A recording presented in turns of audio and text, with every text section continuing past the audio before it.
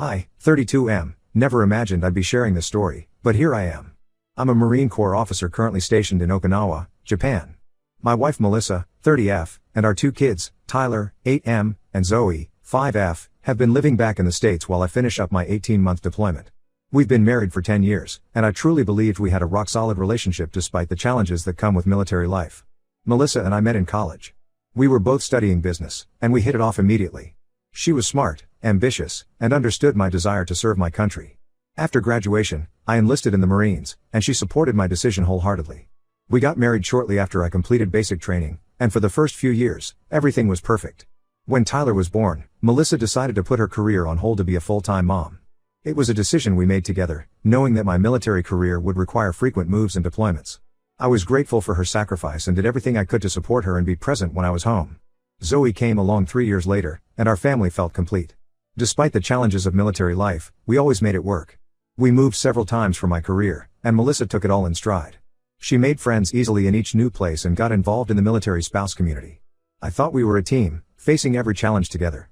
This deployment to Okinawa was supposed to be my last overseas assignment. We had plans for me to transition to a stateside post afterward, giving us more stability as the kids got older. Melissa seemed excited about the prospect of settling down and possibly restarting her career. Last week, my world came crashing down. I got a call from my sister Abby, 35F, who lives near my family. Her voice was shaky, and I could tell something was seriously wrong. She hesitated before dropping the bombshell. She had seen Melissa out on what was clearly a date with another man. Abby went on to explain that she had been noticing strange behavior from Melissa for months. She was going out more frequently, being secretive with her phone, and leaving the kids with Abby or other friends more often than usual. Abby had suspicions but didn't want to worry me while I was deployed without concrete evidence. The night before she called me, Abby had been out to dinner with her husband when she spotted Melissa at a cozy table in the corner with a man she didn't recognize. They were holding hands across the table and looked intimately involved. Abby couldn't believe her eyes and confronted Melissa as she was leaving the restaurant. Melissa initially tried to lie, claiming the man was just a coworker, but under Abby's scrutiny, she broke down and admitted the truth. She had been having an affair for the past 6 months with a guy named Brian, 34M, who worked at her gym.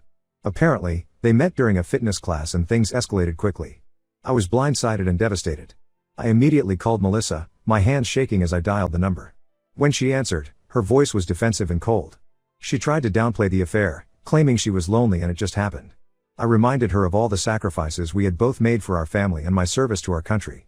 We've moved multiple times, I've missed birthdays, holidays, and milestones, but I always remained faithful and committed to our vows. Melissa's response left me speechless.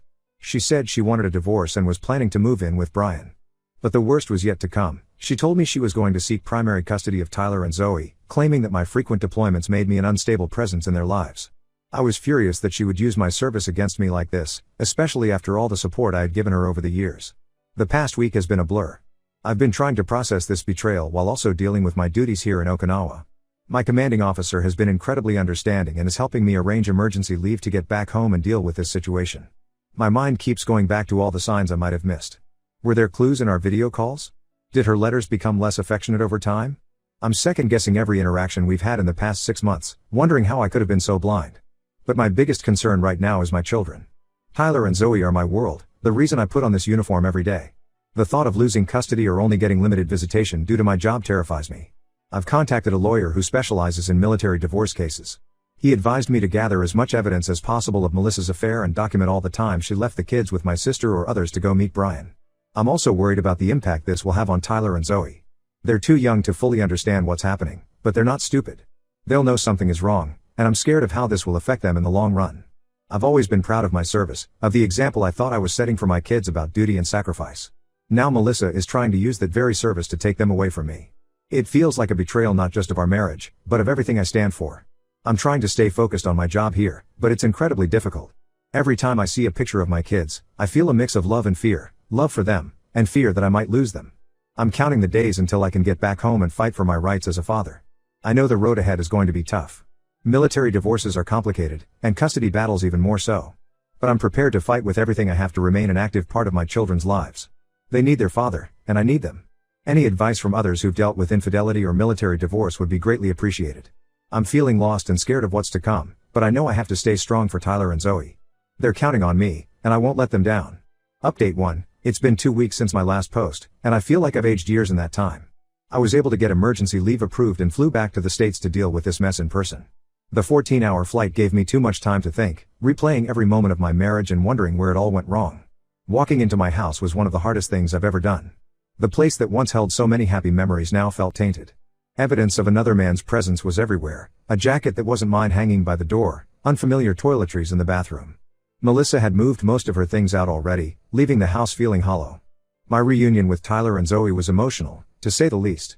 They ran to me as soon as I walked in the door, and for a moment, everything else faded away. I held them tight, trying to memorize every detail of their faces, their smell, the sound of their voices. They were confused and upset, especially Tyler, who's old enough to understand that something major is happening. I did my best to reassure them that both their mom and I love them, even if we won't be living together anymore. But how do you explain to an 8-year-old and a 5-year-old that their world is falling apart? I met with my lawyer the next day to discuss strategy. He's a former JAG officer who now specializes in military divorce cases, and he didn't sugarcoat things. Given Melissa's infidelity and the fact that she's living with her affair partner, we have a good case for me to have primary custody. But my deployments and the possibility of future overseas assignments complicate things. He advised me to push for a temporary custody agreement while the divorce proceedings are ongoing. However, things got even more complicated when I learned that Melissa is pregnant. She claims the baby is Brian's, but given the timeline, there's a possibility it could be mine. I'm devastated all over again and angry that she put me in this position. The thought of her carrying another man's child while we were still married makes me physically ill. My lawyer is pushing for a paternity test as soon as possible. As if that wasn't enough, I've also discovered more about the extent of Melissa's deception. She opened secret credit cards in my name and racked up thousands in debt paying for hotels and gifts for Brian. My credit score has taken a massive hit. I'm working with the credit card companies to dispute the charges and have filed a police report for identity theft. It's surreal to think that the woman I trusted with everything would do this to me. My sister Abby has been my rock through all of this. She's helped gather evidence, including text messages from mutual friends who knew about the affair but didn't tell me. I'm hurt by their betrayal too, but trying to focus on the bigger picture.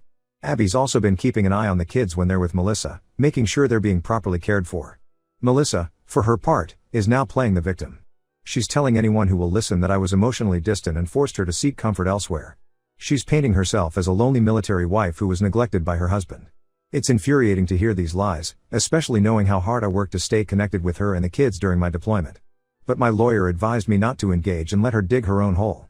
I'm staying with Abby for now and trying to spend as much time with Tyler and Zoe as possible before I have to return to Okinawa. We've been doing normal things, helping with homework, playing in the park, watching movies together. But there's an undercurrent of sadness to it all. The kids keep asking when they can come home, and it breaks my heart to tell them I don't know. The uncertainty of what will happen with custody is eating me alive. I'm exploring options to request a transfer back to the States, but it's not guaranteed. The idea of being thousands of miles away while Melissa potentially turns my kids against me is unbearable.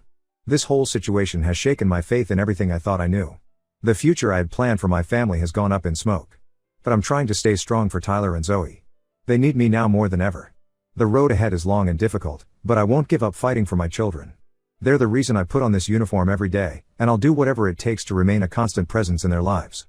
I just hope it's enough. Update 2, another month has passed, and things have somehow gotten even more complicated. The temporary custody hearing didn't go as well as we'd hoped. Despite the evidence of Melissa's affair and questionable behavior, the judge granted her primary physical custody with liberal visitation for me. His reasoning was to maintain stability for the kids in their current school and community while the divorce proceedings play out. I was gutted by this decision. It feels like I'm being punished for serving my country. The judge seemed sympathetic to my situation but said that the children's need for stability outweighed other factors at this point. My lawyer is confident we can push for a more favorable arrangement in the final custody agreement, but that could take months. The paternity test results came back, and the baby Melissa is carrying is indeed mine. This has thrown another wrench into the proceedings. I'm struggling with mixed emotions. On one hand, I'm devastated that Melissa cheated on me while pregnant with our child. The timing suggests she must have already been pregnant when the affair started, which adds another layer of betrayal. On the other hand, I'm determined to be there for this baby despite the circumstances of its conception. Melissa tried to use the pregnancy as leverage, suggesting we reconcile for the sake of the children. She showed up at Abby's house one night, crying and saying she'd made a huge mistake. For a brief moment, I felt a flicker of our old connection.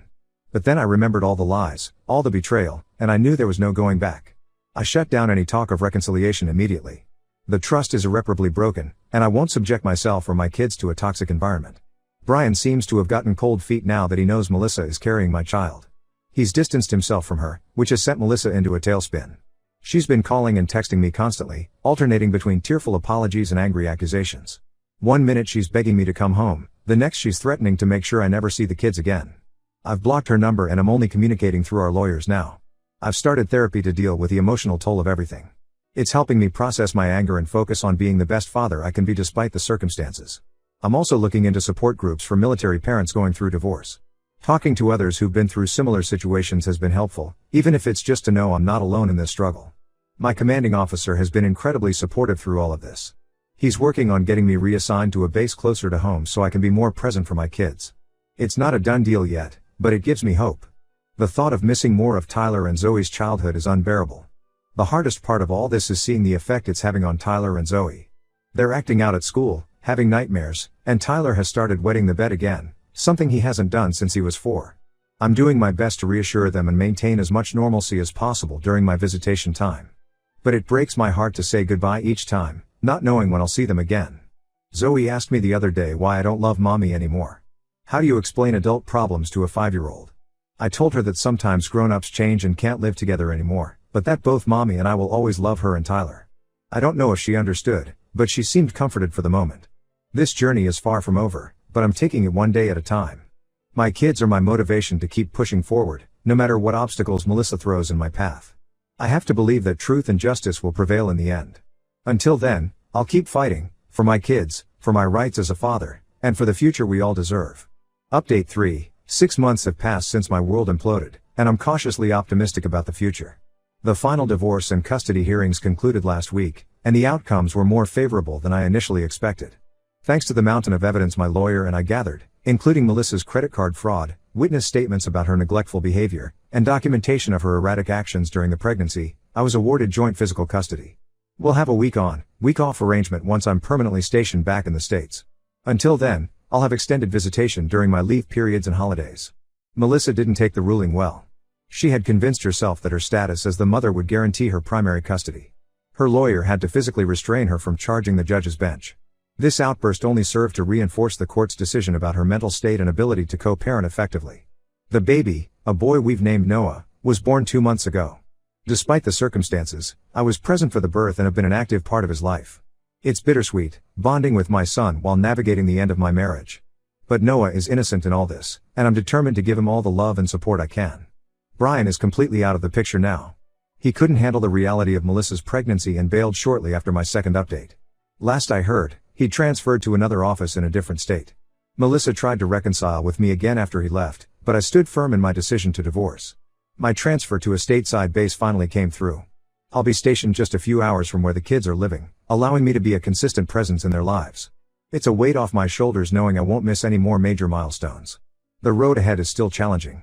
Co-parenting with Melissa is a constant struggle, as she's bitter about the custody arrangement and often tries to undermine my relationship with the kids. I'm documenting everything in case we need to go back to court for modifications. Therapy has been a lifeline through all of this. It's helped me work through my anger and trust issues, and given me tools to help the kids adjust to our new normal. Tyler and Zoe are doing better now that there's a consistent routine between both households. Looking back, I never imagined I'd be a single father of 3 at 32, navigating divorce while serving my country. But life rarely goes according to plan. I'm grateful for the support of my family, my fellow Marines, and even strangers on Reddit who offered advice and encouragement. To anyone else facing infidelity or a military divorce, stay strong, document everything, and never stop fighting for your kids. The journey is hard, but you're tougher than you know. Semper Fi.